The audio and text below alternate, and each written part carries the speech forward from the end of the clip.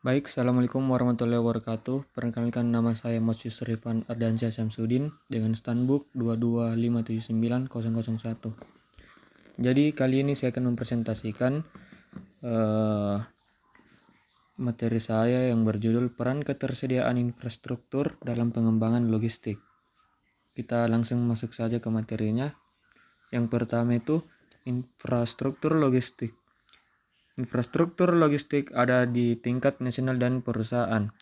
Infrastruktur logistik nasional terdiri dari sistem udara, motor, kereta api, dan pelayaran suatu negara. Pentingnya infrastruktur logistik nasional yang baik adalah memungkinkan orang dan material melakukan perjalanan dari satu titik ke titik lain dengan biaya yang relatif rendah. Hal ini memungkinkan para petani untuk segera memasarkan hasil panen mereka, kayu, mineral, dan bahan mentah lainnya agar mudah diangkut untuk diolah atau dimurnikan, komponen dan suku cadang untuk dikirim ke produsen, dan barang-barang manufaktur untuk dikirim dengan biaya yang wajar ke pasar.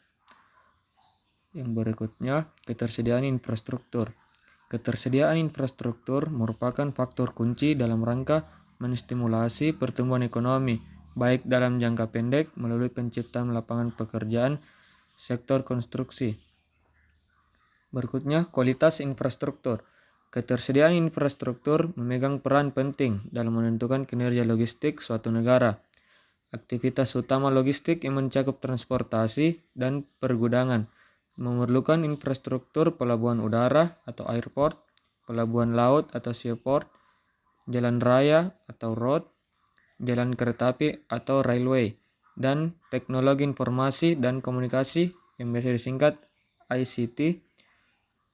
Selain menjadi faktor penting dalam logistik, kualitas infrastruktur tersebut menjadi daya tarik bagi investor dalam membangun pabrik, mengembangkan bisnis dan perdagangan.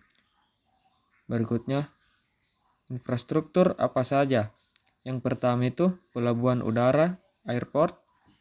Yang kedua, pelabuhan laut atau seaport. Yang ketiga, jalan raya atau road. Yang keempat, jalan kereta api atau railway. Yang kelima, teknologi informasi dan komunikasi atau biasa disingkat dengan ICT.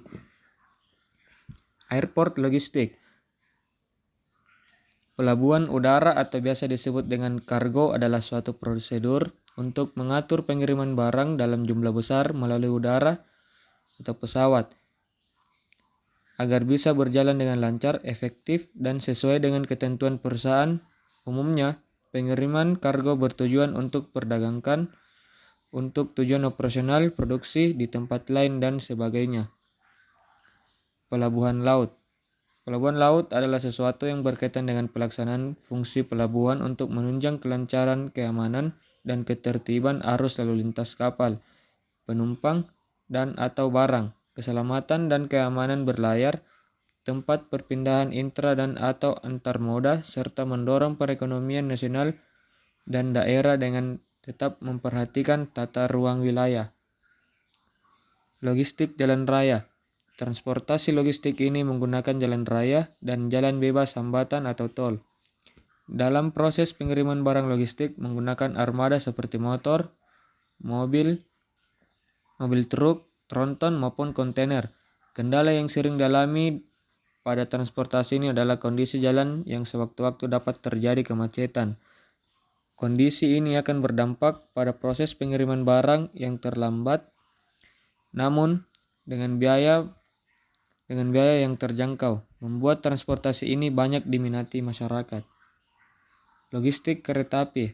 Transportasi sejenis ini masih berada di darat namun tidak menggunakan jalan raya atau tol sebagai rutenya, melainkan menggunakan rel. Transportasi logistik dengan rel ini juga memiliki potensi keterlambatan dan kecelakaan yang lebih minim dibandingkan menggunakan jalan raya. Ini dikarenakan jalur yang dilalui tidak berbagai jenis kendaraan lainnya. Logistik, teknologi informasi dan komunikasi. Peran teknologi informasi dalam bisnis logistik sangat membantu jalannya proses perencanaan, pelaksanaan, serta pengawasan terhadap suatu proses perpindahan barang dari satu tempat ke tempat lain.